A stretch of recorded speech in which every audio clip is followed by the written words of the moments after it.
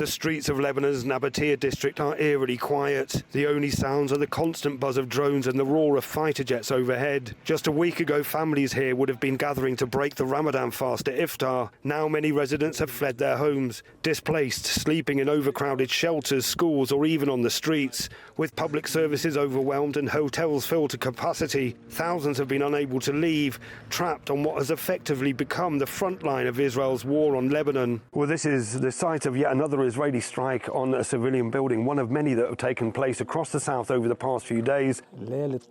On the night of the 8th, our family gathered at home, father, mother, and children. We only heard gunshots, but then suddenly there was a terrible explosion that was certainly heard by everyone in the area.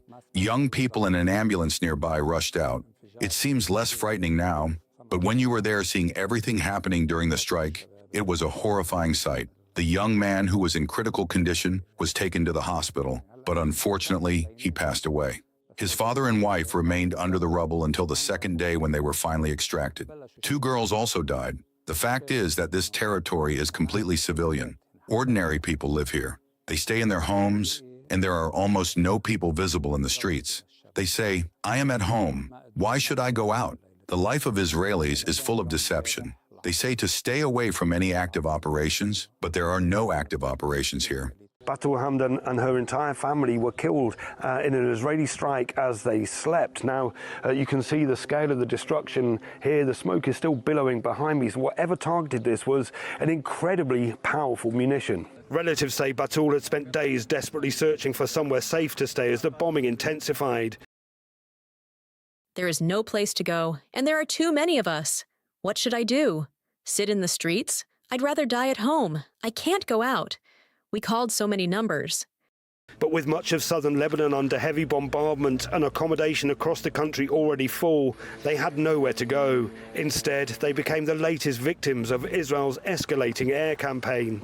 Despite the danger, paramedics and civil defense crews have continued operating in areas most civilians have already fled. They are often the only lifeline for elderly residents and families who are unable to escape the bombardment.